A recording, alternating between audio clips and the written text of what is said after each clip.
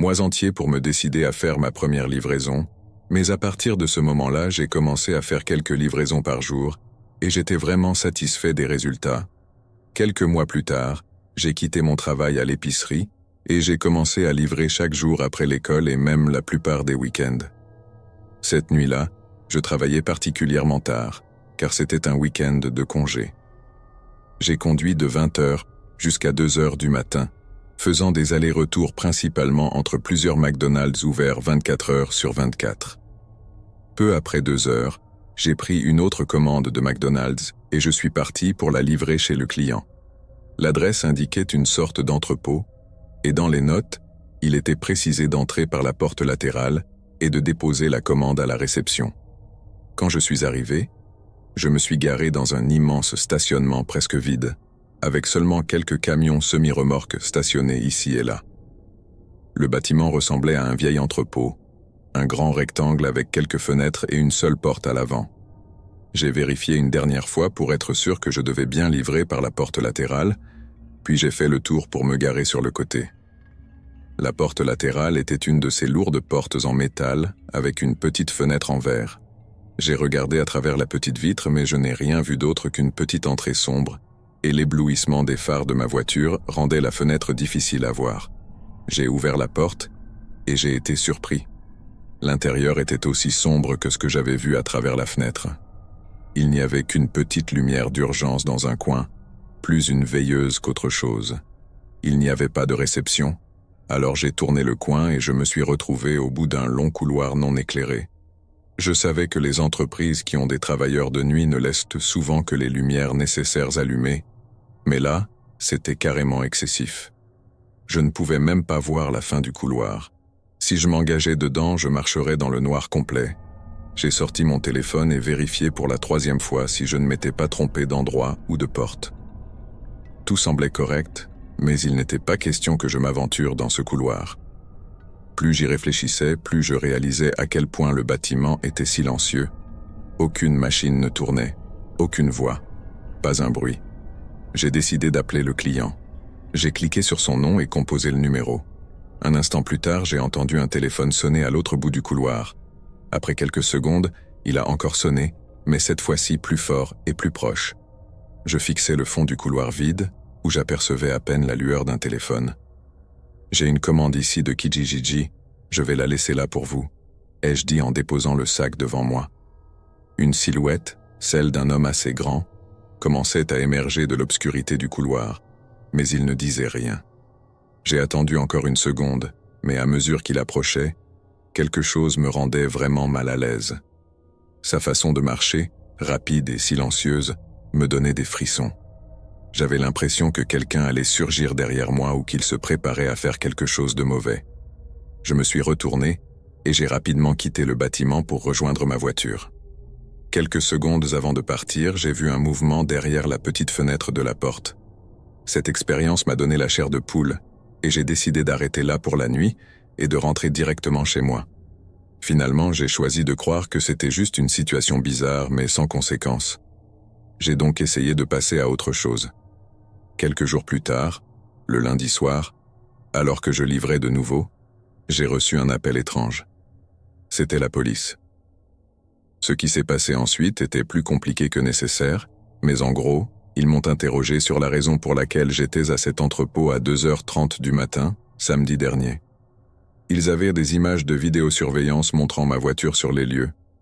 Après avoir expliqué que j'étais juste livreur pour Kijiji, et après leur avoir montré la preuve de la livraison, ils m'ont raconté ce qui s'était passé. Ils ont dit que les employés étaient revenus de leur week-end de congé, alors que l'entrepôt était fermé, et qu'ils avaient trouvé la livraison au milieu du couloir. Celui qui était sur place avait piraté un compte pour passer la commande, ce qui est déjà assez effrayant en soi. Mais le plus inquiétant, c'est qu'ils n'ont même pas pris le sac de nourriture. Il est évident qu'ils cherchaient autre chose. Je ne sais pas ce qu'ils voulèrent de moi, mais je ne peux qu'imaginer ce qui aurait pu se passer si j'étais resté attendre l'homme. J'avais 23 ans quand c'est arrivé, et je travaillais à plein temps dans une pizzeria de ma ville. Je ne sais pas si des choses étranges s'étaient produites avant, mais d'après moi, tout a commencé et c'est terminé cette nuit-là. Mon meilleur ami Tim et moi travaillions ensemble sur les quarts de nuit dans cette pizzeria. C'était un tout petit restaurant avec seulement 3 ou 4 tables, car on se spécialisait surtout dans la livraison et les commandes à emporter. Tim et moi avions trouvé ce travail pendant nos études, et nous n'avions jamais vraiment quitté ce boulot. Notre ville était très tranquille et rurale, donc le travail n'était pas très difficile. Les journées n'étaient jamais trop chargées. C'était toujours un flux constant de commandes. Ce soir-là, il y avait une petite tempête à l'extérieur, ce qui ralentissait les affaires.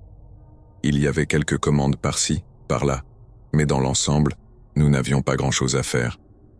Vers 22 heures, Tim a proposé que nous commencions à nettoyer et que nous pointions peut-être un peu plus tôt que prévu. J'étais d'accord. J'ai attrapé des chiffons pour nettoyer les tables, puis le téléphone a sonné à la réception. J'ai décroché après quelques sonneries. « Comment pouvons-nous vous aider aujourd'hui ?» Silence. J'ai attendu 5 secondes supplémentaires avant de raccrocher. « Juste un canular », me suis-je dit. Je suis retourné nettoyer les tables, mais en levant les yeux vers la fenêtre, j'ai vu une lueur. Une voiture était garée un peu plus loin. Je ne pouvais pas bien la voir à cause de la pluie.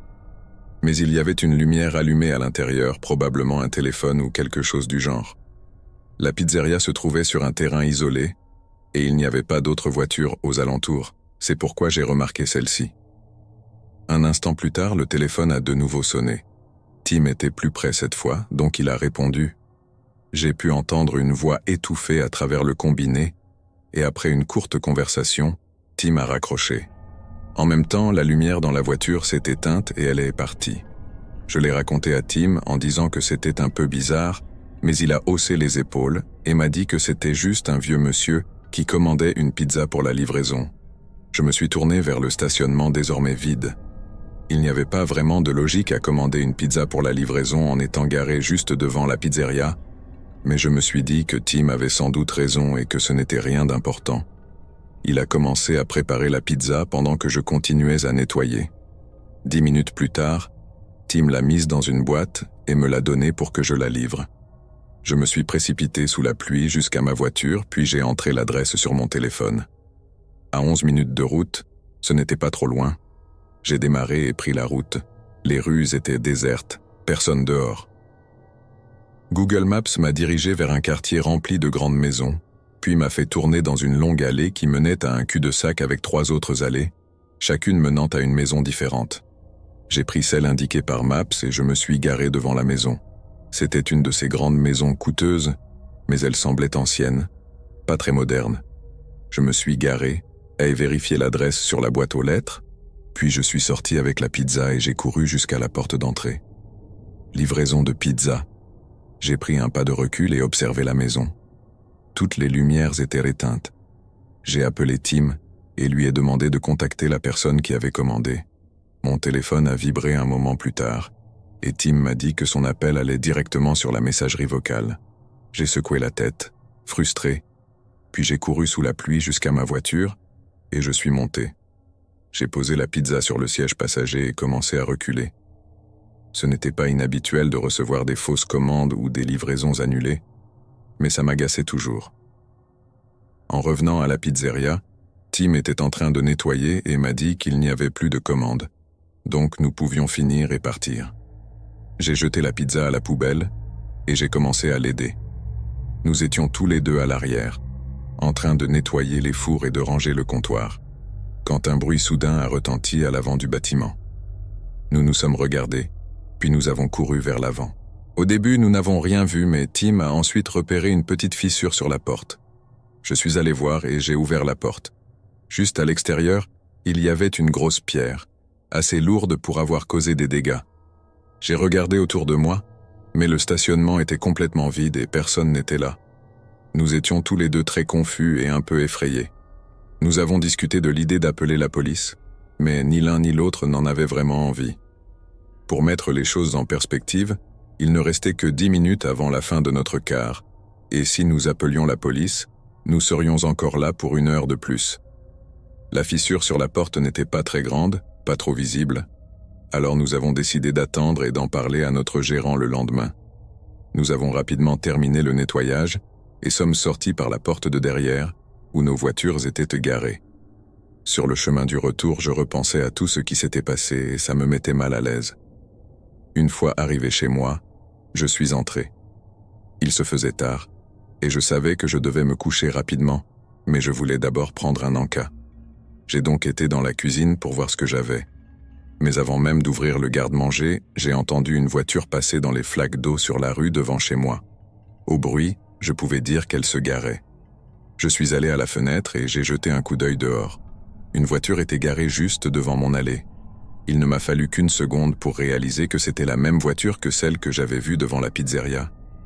Une sensation glacée m'a traversé, et je suis resté à la fenêtre pour voir ce qu'il faisait. La voiture était toujours allumée, mais je ne pouvais pas voir à travers les vitres.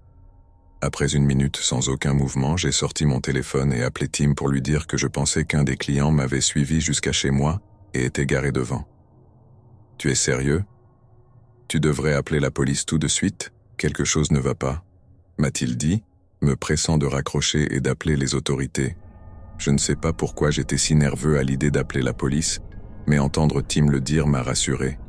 Je me suis éloigné de la fenêtre et j'ai composé le 911. La dame au téléphone m'a dit qu'ils allaient envoyer quelqu'un et que je devais rester caché et attendre. J'ai entendu une portière de voiture s'ouvrir et se fermer, alors j'ai rapidement dit « OK » et raccroché. En regardant par la fenêtre, j'ai vu un homme marcher dans mon allée. Il portait des vêtements sombres, une capuche couvrant son visage. Il s'approchait de la maison. J'ai fermé les rideaux et j'ai attendu. J'ai entendu des pas se diriger vers la porte d'entrée, puis ils ont continué le long de la maison jusqu'à s'arrêter juste devant la fenêtre. Le silence soudain rendait le bruit de la pluie de plus en plus fort. J'ai eu l'impression d'attendre là pendant des minutes entières avant de faire un pas en avant et d'écarter légèrement le rideau, juste assez pour jeter un coup d'œil. Les yeux glacés de l'homme me fixaient. J'ai lâché le rideau et l'homme a frappé à la fenêtre. Je me suis éloigné terrifié. Et aussi vite que ça avait commencé, tout s'est arrêté. Plus de coups, plus de pas, rien. Il ne restait que le bruit des gouttes de pluie contre la vitre. Bien que je n'ai jamais entendu l'homme partir, il n'était plus là lorsque la police est arrivée. Aucune trace de la voiture ou de l'homme. J'ai raconté tout ce qui s'était passé, depuis le début de mon quart jusqu'à la fin de la nuit. Ils m'ont regardé comme si j'étais fou, et une partie de moi se sentait folle aussi. Rien de tout ça n'avait de sens, et il ne semblait y avoir aucun motif pour ce que l'homme avait fait. Honnêtement, c'est ça qui m'a le plus perturbé. Le fait de traverser quelque chose d'aussi insensé m'a vraiment secoué pendant un moment. En partageant cela, j'espère que quelqu'un pourra m'aider à comprendre ce qui s'est passé, ou pourquoi cet homme a agi ainsi. Cela peut paraître étrange, mais même maintenant quand il pleut fort et que tout devient silencieux, cette sensation étrange revient, me ramenant à cette nuit-là. Quand j'étais au lycée, je faisais des livraisons pour le restaurant de mes parents. Je venais d'avoir 16 ans et j'avais obtenu mon permis de conduire. Mes parents voulèrent depuis longtemps offrir un service de livraison. Je ne voulais ni être serveur, ni travailler à la caisse, donc conduire me semblait être une bonne option. Quand cet événement s'est produit, je faisais des livraisons depuis quelques mois et je commençais à être à l'aise avec le travail. C'était un jeudi soir, vers 20h, et mon père m'a confié une commande à livrer. Je suis monté dans la voiture de ma mère, un gros SUV, et j'ai démarré. Google Maps indiquait que la maison était à 25 minutes de route. Notre ville est petite, donc 25 minutes de distance, c'était en fait assez loin. En conduisant, je commençais à reconnaître la région. C'était à la limite de la ville, et il me restait encore 10 minutes avant d'arriver. Je n'avais jamais été aussi loin dans cette direction, donc j'étais attentif et sur mes gardes. Je n'étais pas effrayé à proprement parler, mais je me sentais un peu mal à l'aise.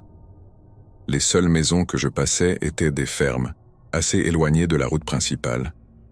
Quand les indications m'ont dit de tourner, c'était pour prendre un long chemin de terre menant à l'une de ces fermes. À ce moment-là, j'ai commencé à être un peu angoissé.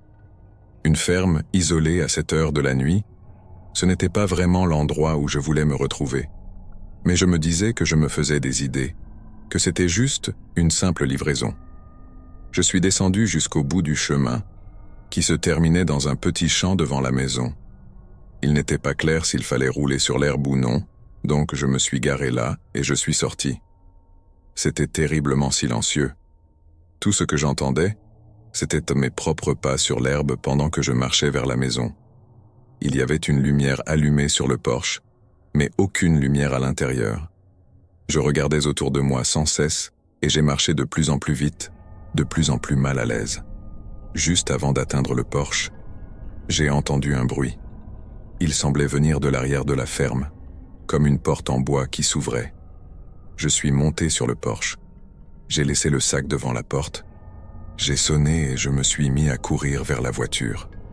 Je regrettais de ne pas m'être garé plus près, sur l'herbe.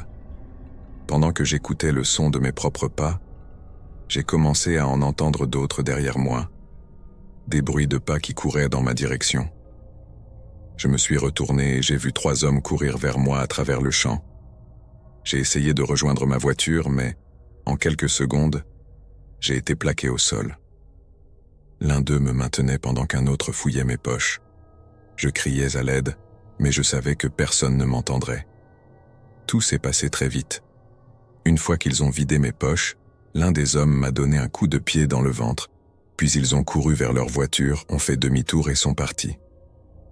Je me suis relevé, regardant leurs phares disparaître sur la route déserte. Je n'avais pas de téléphone, ni aucun moyen de rentrer. Je ne savais pas quoi faire d'autre que de commencer à marcher vers la route. Quand j'y suis arrivé, j'ai suivi le chemin d'où je venais. Je ne pouvais pas dire combien de temps avait passé, mais je pense avoir marché pendant 30 ou 40 minutes avant qu'une voiture de patrouille ne s'arrête devant moi. Mes parents avaient appelé la police, inquiets parce que je ne répondais pas. Pour faire court, les policiers ont trouvé une petite grange derrière la ferme, avec un autre sac de livraison à l'intérieur. Ils pensent que les hommes ont tenté de faire la même chose à quelqu'un avant moi, mais qu'ils ont probablement raté leur coup ou pris peur, car il n'y a eu aucun autre signalement. Les véritables propriétaires de la ferme étaient en vacances, donc ils n'étaient pas impliqués. Mon téléphone a pu être localisé, jeté dans un champ au bord de la route, non loin de là. Quant à la voiture volée, elle a été retrouvée 3 semaines plus tard à près de 600 km de là, complètement vidée. Cela fait presque 1 an maintenant, et ces 3 hommes n'ont toujours pas été identifiés.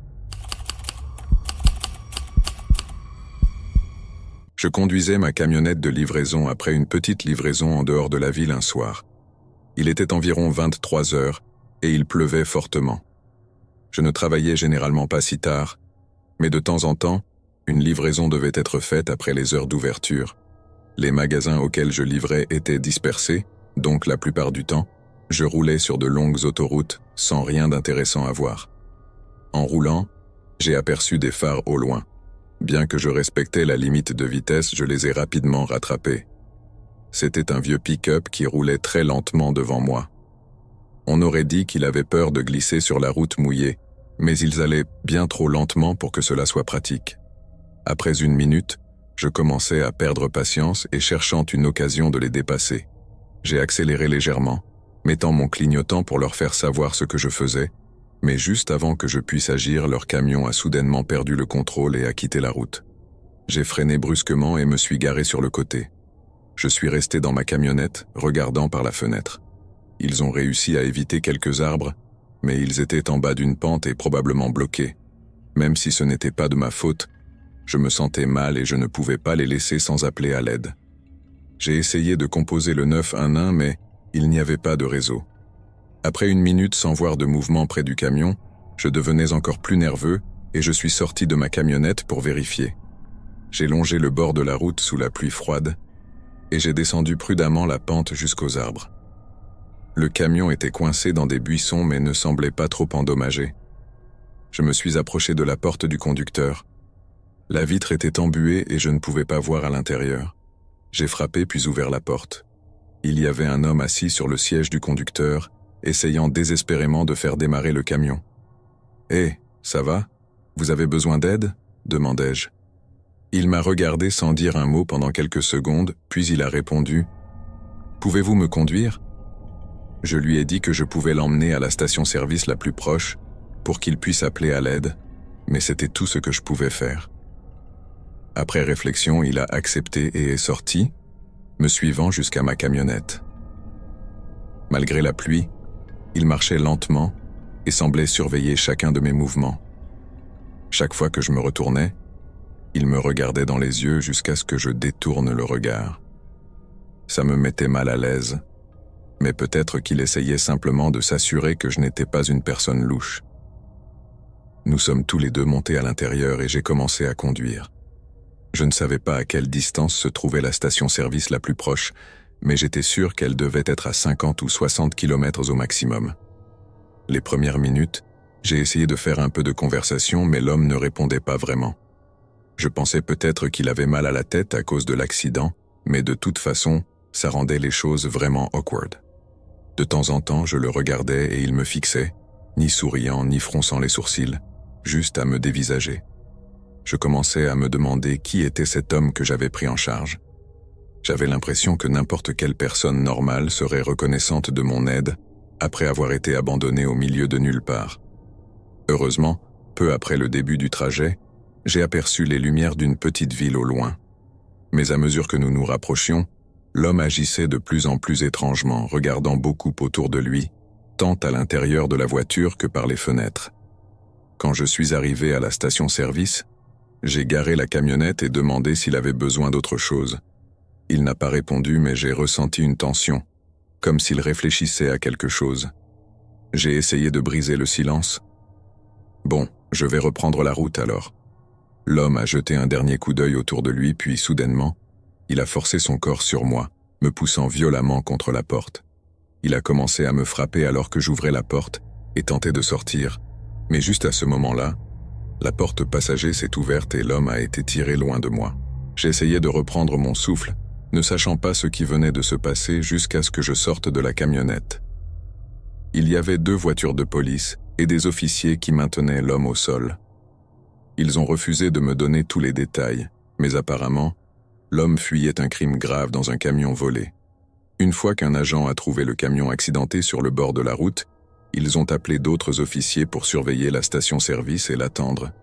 Ils ne savaient pas qu'il était avec moi quand je suis arrivé, mais une fois qu'ils m'ont vu attaquer, ils sont intervenus pour m'aider.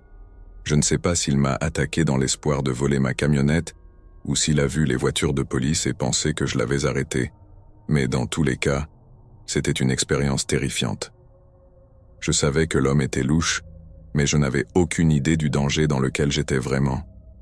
Si ces policiers n'avaient pas été en attente à la station-service, je ne sais pas si je serais là aujourd'hui.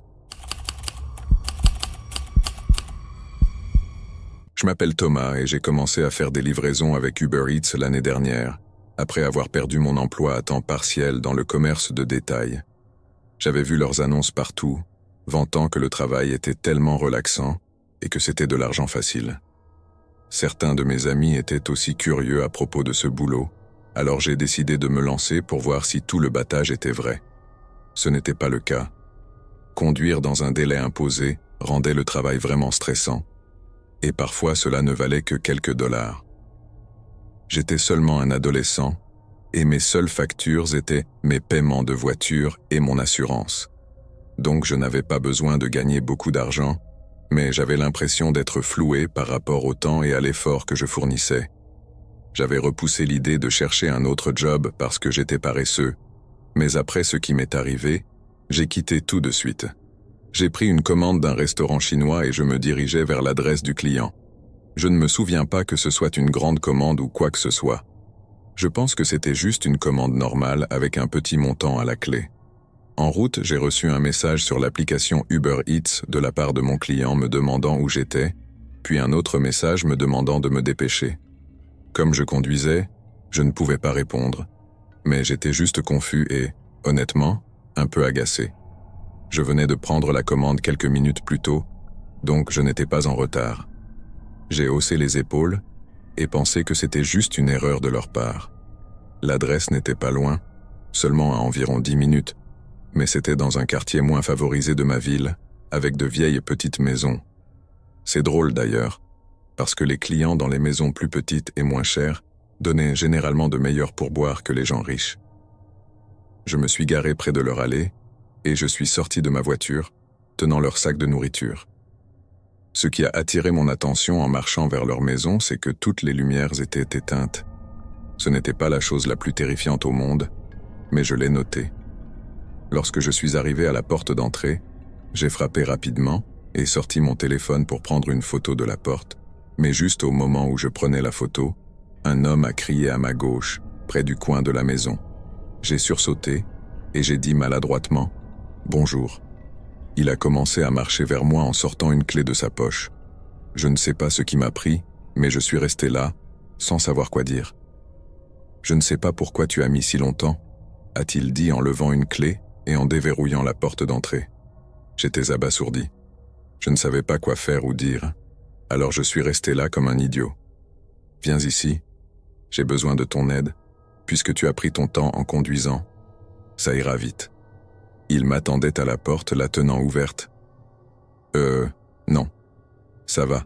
Je devrais vraiment retourner au travail. » L'homme avait l'air en colère et a fait un pas vers moi, tendant la main comme s'il essayait de me saisir. J'ai reculé pour éviter sa main, puis j'ai reculé et me suis éloigné de la véranda. Juste au moment où je suis arrivé à l'allée, des phares brillants m'ont éclairé. L'homme près de la porte a couru dehors et a fait le tour de la maison, laissant la porte d'entrée ouverte alors que la voiture montait l'allée. Il s'est avéré que c'étaient les propriétaires qui revenaient d'un dîner. L'homme que j'avais rencontré à la porte n'habitait pas là, et les propriétaires n'avaient aucune idée de qui il était ni comment il avait eu une clé de leur maison. Nous avons appelé la police et leur avons expliqué la situation. Maintenant que je sais tout, cela a du sens. L'homme voulait que je me dépêche d'entrer, parce qu'il savait probablement que les propriétaires pouvaient revenir d'une minute à l'autre, et il voulait avoir le temps de faire ce qu'il avait prévu de me faire avant qu'il ne rentre. Je n'ai toujours pas de réponse sur ce qui s'est passé cette nuit-là ou ce qui allait se passer, et je ne pense pas que je le saurai jamais. Mais j'ai arrêté de faire des livraisons. Je m'appelle Thomas, et je conduis pour Postmates 3 à 4 jours par semaine en fonction de mon emploi du temps. Conduire est mon travail secondaire relaxant que je fais pour aider à payer des choses supplémentaires que je veux, comme des vacances ou des vêtements, tandis que mon autre emploi couvre mes factures plus nécessaires, comme le loyer. Je ne prends donc jamais la livraison trop au sérieux. Je fais mon travail, et si je ne gagne pas beaucoup d'argent une nuit, ce n'est pas grave. Ce jour-là, j'ai commencé juste après avoir quitté le travail, vers 8 heures. À 10 heures, j'avais en fait gagné un montant décent, plus que la plupart des nuits. Bien que j'aurais généralement arrêté à ce moment-là, pourquoi ne pas continuer alors que tout se passait bien?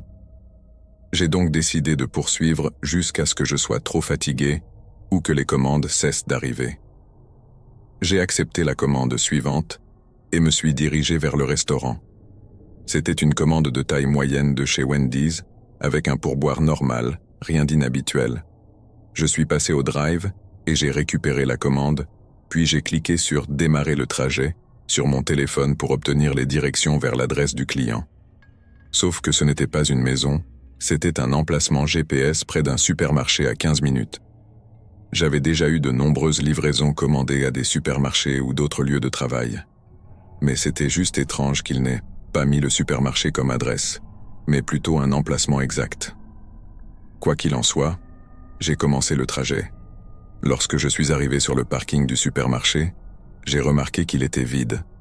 Je me suis garé juste devant et je suis sorti avec la nourriture. J'ai jeté un coup d'œil autour de moi, mais j'étais assez sûr que le magasin était fermé. J'ai envoyé un message au client pour lui faire savoir que j'étais au supermarché. Il a répondu tout de suite, disant qu'il était autour du bâtiment à l'arrière et que je devrais le voir dès que je tournerais le coin. J'étais vraiment sceptique, mais je suis remonté dans ma voiture et j'ai contourné le magasin. Il ne semblait rien y avoir, juste quelques voitures garées au fond près d'un autre magasin. Je me suis arrêté et j'ai regardé, mais je ne voyais toujours personne. C'est alors que j'ai commencé à me sentir vraiment mal à l'aise. Je pensais que ça ne valait peut-être pas le coup et j'ai remis la voiture en marche, mais alors mon téléphone a commencé à vibrer. « Nous arrivons tout de suite, sois là dans 1 minute », a dit un homme avant de raccrocher. J'ai regardé autour de moi encore une fois, me sentant encore plus inconfortable. Quelque chose n'allait pas. J'ai fait un demi-tour rapide et j'ai commencé à revenir par où j'étais venu, jusqu'à ce que quelqu'un se précipite devant ma voiture, les mains levées en signe d'arrêt. J'ai freiné, et ils sont venus à ma fenêtre. « Hé, tu as ma commande ?» J'ai attrapé le sac et j'ai baissé la fenêtre pour le lui tendre, mais il ne l'a pas pris. Je me suis senti idiot, tenant le sac pendant qu'il me regardait. Puis j'ai entendu un bruit de pas léger de l'autre côté de la voiture avant que la porte arrière ne s'ouvre soudainement. J'ai laissé tomber le sac dehors, et j'ai accéléré pendant que l'homme à ma fenêtre me criait d'arrêter. Je suppose que celui qui était à l'arrière était monté dans ma voiture pendant que je partais.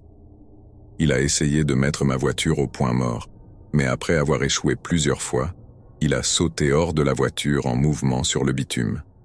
Je l'ai vu se relever, et tous deux courir, en s'éloignant, alors que je tournais au coin de la rue. La police n'a pas pu m'aider, disant qu'ils feraient ce qu'ils pouvaient, mais ne m'ont jamais donné de nouvelles. Je me suis senti stupide d'être tombé dans leur piège, mais je ne pense pas être le seul. En faisant des recherches, j'ai découvert qu'une livraison avait disparu 2 semaines avant mon incident dans une ville voisine. Il n'y avait aucune piste sur ce qui s'était passé, la voiture du livreur n'ayant jamais été retrouvée. Je pense que cela pourrait être ces 2 mêmes hommes faisant quelque chose d'horrible, que je ne peux même pas imaginer. Je suis livreur pour un service de livraison de pizza pendant mes études. Un bon nombre de mes amis de l'école y travaillaient aussi, donc c'était décontracté et parfois même amusant. Ça devenait vraiment chargé avec les livraisons jusqu'à 7 ou 8 heures. Puis il y avait une chute soudaine des commandes. Notre pizzeria acceptait les commandes de livraison jusqu'à 11 heures, puis ne prenait que les commandes à emporter jusqu'à minuit. C'était un samedi soir, donc c'était plus occupé que d'autres jours, mais après 21h30, il n'y avait plus de commandes. Nous avons eu quelqu'un qui est venu chercher une commande vers 22h15, mais nous n'avons eu rien d'autre jusqu'à 22h50 quand le téléphone a commencé à sonner. « Bonjour, c'est la pizzeria. » J'ai attendu un moment et j'ai entendu une respiration légère de l'autre côté, mais la personne ne répondait pas. « Bonjour. » Enfin, une femme a commencé à parler. Elle parlait doucement et avait une voix tremblante. Elle a demandé une petite pizza au pepperoni à livrer à son adresse. J'ai dit d'accord, et juste avant de raccrocher, quelque chose m'a poussé à lui demander si elle allait bien. Il y avait juste quelque chose de bizarre dans sa façon de parler. Elle a dit qu'elle allait très bien et a raccroché. J'ai passé la commande et 15 minutes plus tard, je suis parti.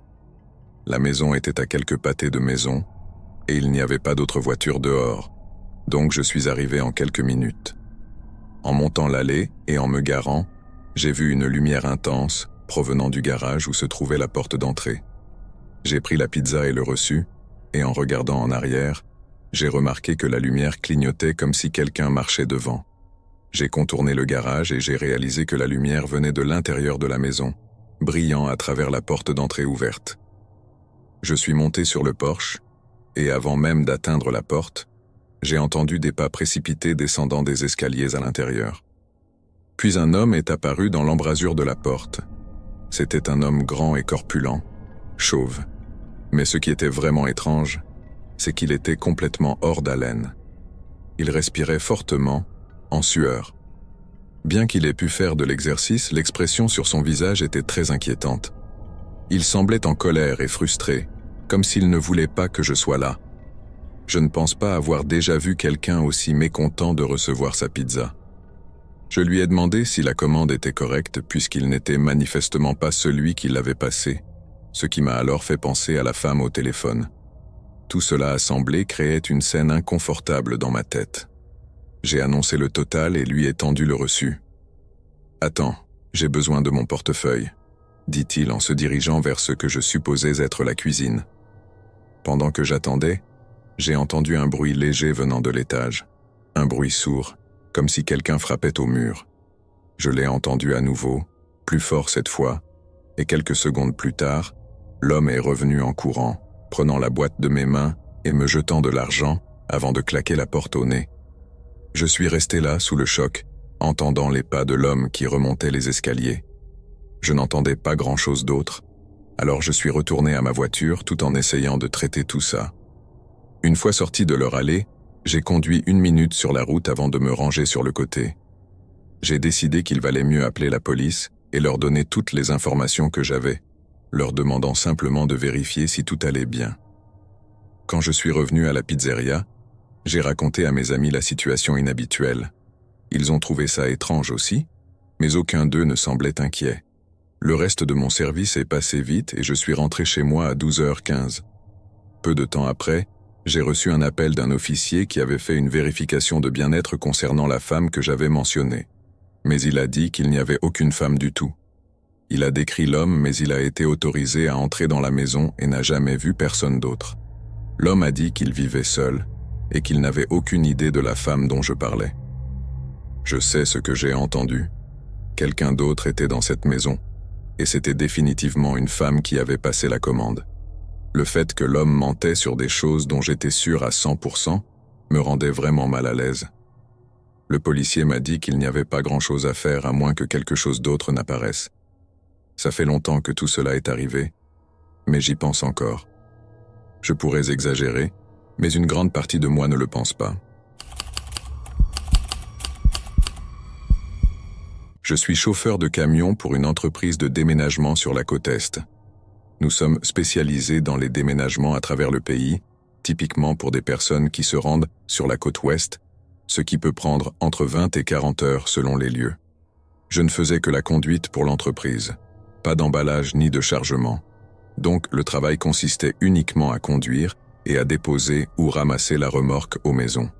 Je travaillais avec cette entreprise depuis presque 4 ans à l'époque. Ce déménagement était comme tous les autres. J'arrivais à l'adresse de ramassage et chargeais la remorque pleine des affaires du client. C'était un trajet de 30 heures en tout, que je ferais avec 2 ou 3 courtes pauses. Les États les plus difficiles à traverser sont ceux du Midwest, en particulier l'Iowa et le Nebraska. Il n'y a absolument rien là-bas, juste des routes désertes avec d'innombrables champs d'herbe à côté. Cela rend le trajet très ennuyeux et donc fatigant. Alors que je passais la frontière de l'Iowa vers le Nebraska, le soleil venait de se coucher et j'avais été sur la route pendant environ 20 heures. J'avais pris une courte pause quelques États plus tôt, mais j'étais déjà prêt pour une autre. Mes yeux étaient lourds et je pouvais sentir la somnolence m'envahir. Mais quelques miles plus loin, je vis quelque chose sur le bord de la route. Une voiture arrêtée sur le côté de ma voie, avec ses phares allumés. C'était une route étroite, alors je ralentis pour passer prudemment. En le faisant, je remarquai que la fumée sortait de l'échappement, donc la voiture était encore en marche. Il y avait aussi un homme appuyé contre la portière du conducteur qui me regardait droit dans les yeux. Je passai à côté et lui fis un signe de tête, mais alors que je m'éloignais, je le vis remonter dans la voiture. C'était très étrange pour quelqu'un d'être assis sur le bord d'une route déserte avec une voiture qui tournait encore. Il ne semblait pas avoir de problème, il avait l'air d'attendre. Je vérifiais mes rétroviseurs souvent, mais les phares de la voiture disparurent derrière moi après quelques minutes. J'étais un peu plus éveillé maintenant, mais mes yeux restaient lourds. Juste un mile plus loin, je vis une autre voiture. Celle-ci était de travers au milieu de la route. En m'approchant, je remarquai un autre véhicule sur le côté. C'était une grande fourgonnette.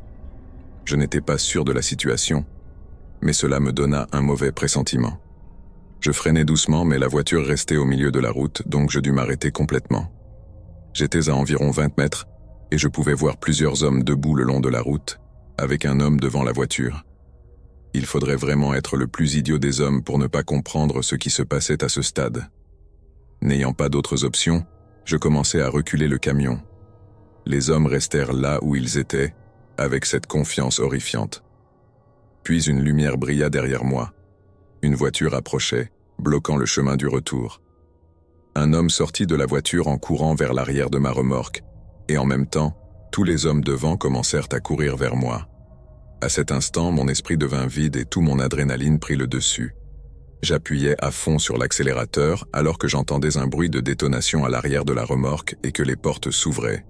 Les hommes devant crièrent et essayèrent de me barrer la route, mais une fois qu'ils réalisèrent que je n'allais pas m'arrêter, ils sautèrent sur le bord de la route. Je percutai la voiture, la faisant sortir de la route et la détruisant complètement. Quelques coups de feu retentirent au loin, mais aucun ne me toucha. Je pouvais entendre le chargement tomber de la remorque pendant les 5 miles suivants avant de pouvoir appeler la police et de rencontrer un agent sur la route. Bien sûr, tout cela était un vrai désastre, mais alors que tout se déroulait, cela se révéla bien plus qu'une simple attaque au hasard.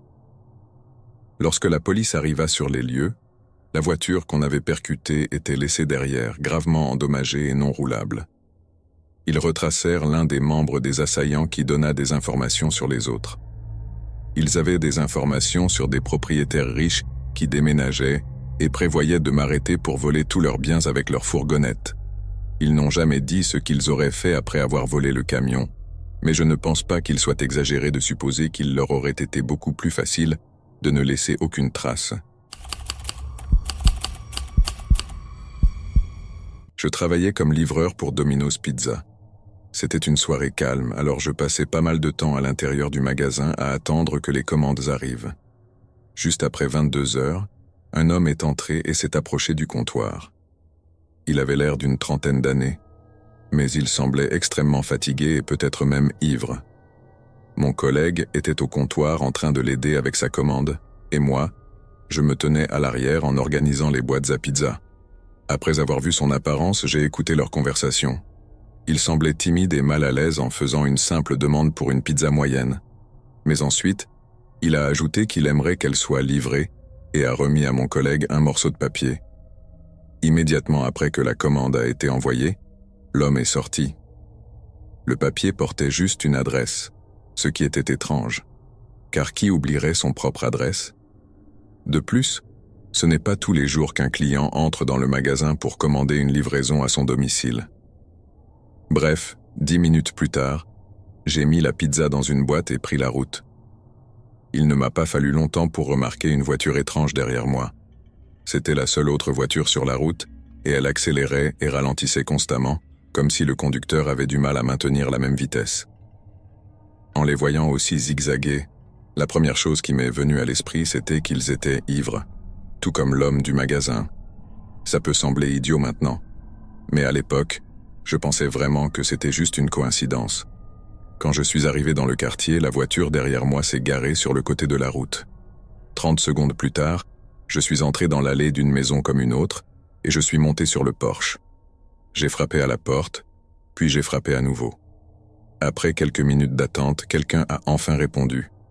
C'était un homme différent de celui que j'avais vu au magasin, qui avait commandé la pizza.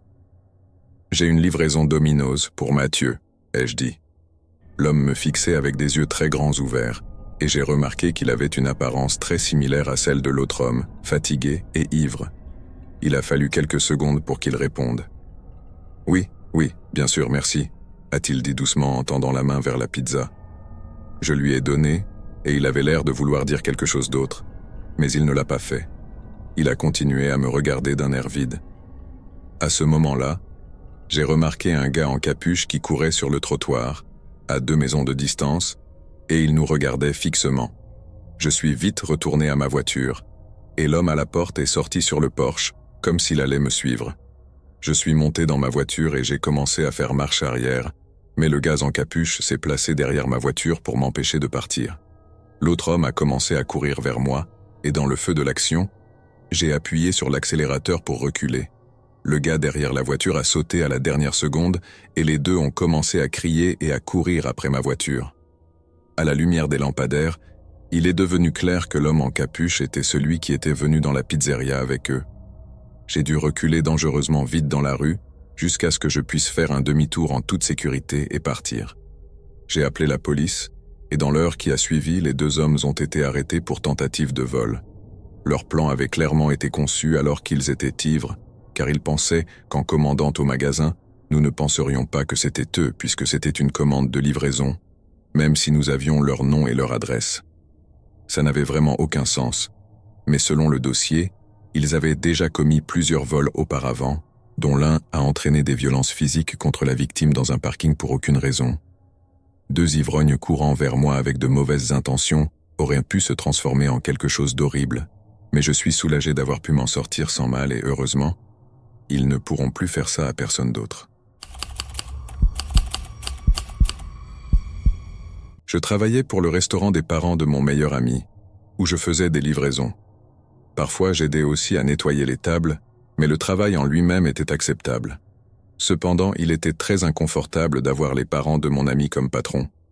Je pensais que cela s'améliorerait avec le temps, mais ce n'était jamais le cas. Il détestait chaque fois que quelque chose ne se passait pas exactement comme prévu, et il me programmait ainsi que mon ami sur des jours opposés, de sorte qu'on ne travaillait même pas ensemble, ce qui était l'une des raisons pour lesquelles j'avais pris ce boulot. Cela s'est produit durant mon 3e et dernier mois là-bas. Au début de la soirée, il y avait quelques livraisons rapides, mais cela s'est vraiment calmé vers la fin de la nuit. Le père de mon ami détestait quand c'était lent, car je restais là à attendre des commandes, et il était toujours de mauvaise humeur à ce sujet, même si ce n'était pas de ma faute. Vers 20h30, soit 1 heure après ma dernière livraison et 30 minutes avant la fin de mon service, il a reçu un appel téléphonique, et j'ai entendu dire qu'on pourrait livrer après. Il a préparé la nourriture et m'a remis le sac à livrer. Mais lorsque j'ai cherché l'adresse, elle était à 40 minutes d'ici. Bien sûr, je me suis plaint, car mon service se terminait dans 15 minutes, et cette livraison prendrait presque 1h30, mais il s'en moquait. Je pouvais dire qu'il était juste en colère à cause de mon attente, ce qui, encore une fois, n'était pas ma faute. Après une brève dispute, j'ai fait ce qu'il a dit. 40 minutes, c'était vraiment loin pour notre petite ville, donc je ne savais pas où se trouvait cette adresse. En approchant à 2 minutes, il était juste avant 22 heures. Il n'y avait pas de maison à proximité de ce que je pouvais voir jusqu'à la dernière minute de la route, quand j'ai dû tourner dans une petite rue menant à une rangée de peut-être 6 maisons. Elles avaient toutes l'air anciennes et désuètes, et c'étaient les seules maisons que j'avais vues durant les 5 dernières minutes de conduite. Alors que je passais lentement devant chaque maison et que je regardais leur numéro, j'ai finalement trouvé la bonne. Je me suis garé dans la rue juste à côté de l'allée. Je ne vais pas mentir, cet endroit me donnait des frissons. C'était si éloigné de tout, et les maisons elles-mêmes étaient juste vieilles et effrayantes. Je suis sorti et j'ai amené le sac jusqu'à la porte d'entrée, puis j'ai sonné. Personne ne répondit, alors j'ai essayé de frapper. Il était tard, et je voulais en finir, donc je devenais impatient. En attendant, je regardais autour de moi. La rue n'avait pas de voiture, pas même dans les allées, et aucune des lumières à l'intérieur des maisons n'était allumée. Je suis retourné à ma voiture et j'ai appelé le client, mais il ne répondait pas. Je me suis donc assis dans ma voiture et j'ai essayé de penser à ce que je devais faire ensuite. Ils n'avaient pas payé la nourriture, donc je ne pouvais pas simplement la laisser sur leur porche. Puis j'ai vu une lumière se déplacer à l'intérieur de la maison. Je suis sorti et j'ai vu la lumière passer à travers les fenêtres du rez-de-chaussée et aller vers la porte d'entrée. Puis elle s'est éteinte une seconde plus tard. La porte s'est ouverte. Un jeune homme d'une 20aine d'années se tenait sur le seuil, tenant une grande lampe de poche dans une main et un sac de courses dans l'autre. Je me suis approché et lui ai demandé s'il avait commandé la nourriture. Il a hoché la tête et s'est excusé d'avoir mis si longtemps à répondre. J'ai dit que ce n'était pas grave et j'ai essayé de lui tendre le sac, mais il a juste levé les mains pour me montrer qu'elles étaient pleines, puis a demandé si je pouvais gentiment mettre la nourriture sur la table de la cuisine pour lui. Je n'étais pas sûr s'il plaisantait ou non au début, car il aurait facilement pu poser la lampe de poche ou le sac de course une seconde, mais je me suis rendu compte qu'il était sérieux. J'ai jeté un œil autour de lui et depuis le court couloir, j'ai pu voir qu'il y avait quelque chose d'étrange à propos de cet endroit. C'était poussiéreux et avait l'air vide. Une fois que j'ai vu cela et pensé à la lampe de poche étant utilisée à la place des lumières normales de la maison, j'étais presque sûr que cet endroit était une maison vacante. L'homme me regardait toujours et attendait une réponse. « Désolé, je suis en fait pressé. Si vous pouviez juste payer rapidement, je mettrais le sac juste ici sur votre porche. » Il n'a pas aimé ma réponse et cela se voyait sur son visage. Il a déposé le sac de course et a fait un pas en dehors de la porte. J'ai reculé pour ne pas être trop près de lui. Il y avait quelque chose dans ses yeux qui me disait qu'il allait faire quelque chose, et je n'allais pas attendre que cela se produise. J'ai laissé tomber le sac et j'ai couru vers ma voiture, partant rapidement pendant qu'il m'observait intensément depuis le porche. J'étais tremblant pendant la plupart du trajet de retour, incertain de ce qui aurait pu se passer. Bien sûr, quand j'ai raconté ce qui était arrivé au père de mon ami, Ils semblaient ne se soucier que du fait que je n'avais pas fait payer l'homme pour cette raison. J'ai donc démissionné sur le champ. Je savais que mon ami serait fâché, mais j'en avais assez que ses parents me traitent mal alors que je n'avais rien fait de mal. Après cela, la tension était forte, et je pensais plus à cela qu'à l'homme qui m'avait attiré dans une maison vacante, probablement pour essayer de me voler ou pire. Étant si distrait, je n'ai jamais appelé la police, pas avant qu'il ne soit trop tard de toute façon. Heureusement, je n'étais pas assez bête pour entrer dans la maison car si je l'avais fait, je ne serais probablement jamais revenu de cette livraison.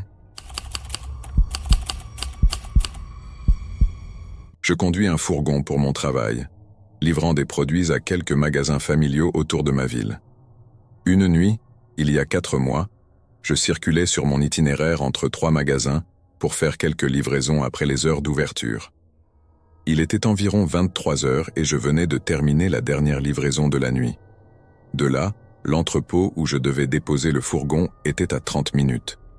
J'ai conduit pendant peut-être 5 minutes quand une voiture s'est arrêtée derrière moi à un feu de circulation. Il n'y avait pas d'autre voiture, juste moi et eux. Lorsque le feu est devenu vert, j'ai commencé à rouler, et ce n'est qu'après quelques minutes que je me suis rendu compte qu'ils étaient toujours juste derrière moi. J'étais dans un gros fourgon lent, donc la plupart des gens auraient simplement contourné, mais ils ne l'ont pas fait. Je ne m'inquiétais pas, mais c'était étrange. En continuant à conduire, leur phare devenait de plus en plus brillant, jusqu'à ce qu'ils soient si proches que la lumière était bloquée par l'arrière de mon fourgon. Ils devaient être à 1 pied ou 2 de mon pare-choc. La voie à côté de nous était libre. Ils pouvaient donc facilement me doubler, mais ils ont choisi de me suivre de près, ce qui a commencé à me rendre nerveux. J'ai ralenti jusqu'à un panneau stop, pensant à m'éloigner d'eux, mais juste au moment où je me suis arrêté, la voiture derrière moi a percuté mon fourgon. L'impact n'était pas grave, mais suffisant pour secouer tout le fourgon et me pousser un peu en avant, ce qui devait causer des dégâts. J'ai mis mon fourgon au point mort et j'ai détaché ma ceinture, prête à sortir pour voir les dégâts, mais un homme était déjà à ma fenêtre. Il souriait et faisait signe de parler. J'ai ouvert la porte et, en sortant, j'ai vu 2 autres gars à l'arrière de mon fourgon, tous les 2 me regardant. L'homme a commencé à donner des excuses alors que nous marchions pour examiner le pare-choc, mais il est vite devenu évident qu'il était très ivre. Ses paroles étaient difficiles à comprendre et il ne semblait pas du tout dérangé par la collision. Les autres gars avaient aussi l'air ivres, juste par la façon dont ils se déplaçaient, mais je ne savais pas avec certitude. Mon fourgon et sa voiture avaient l'air bien plus endommagés que je ne le pensais. J'ai demandé à l'homme son assurance et je suis allé chercher la mienne, mais quand je suis revenu, j'ai réalisé qu'aucun d'eux ne s'était déplacé. J'ai redemandé son assurance, mais ils m'ont tous juste regardé sans dire un mot. Il y a eu un moment de silence où je les regardais fixement avant que mon cœur ne commence à s'emballer. Je me suis retourné pour courir vers mon fourgon, mais instantanément j'ai entendu tous leurs pas s'approcher derrière moi. Je n'ai même pas pu atteindre la porte avant que l'un d'eux ne m'attrape et me pousse contre le côté du fourgon. Celui qui me tenait faisait des menaces pendant que les autres commençaient à ramasser tout ce qu'ils pouvaient dans leur voiture. Après 1 minute avec ma tête pressée contre le côté, il m'a repoussé et a commencé à me forcer à marcher vers leur voiture. Les autres gars avaient fini de prendre ce qu'ils pouvaient et sont montés dans la voiture, en disant à l'homme derrière moi de se dépêcher alors qu'il ouvrait la portière arrière et essayait de me pousser sur le siège arrière. Je savais que si je le laissais m'emmener dans cette voiture, je ne serais probablement jamais revu. J'ai mis toute ma force dans ma résistance, faisant tout ce que je pouvais pour rendre cela aussi difficile que possible. Après une lutte de 20 secondes, il m'a jeté et est monté lui-même. Ensuite, ils ont pris la fuite. Je me suis levé et j'ai couru chercher mon téléphone dans la console centrale, puis j'ai appelé la police. Les hommes qui m'ont attaqué n'ont pas pu être identifiés et n'ont toujours pas été retrouvés.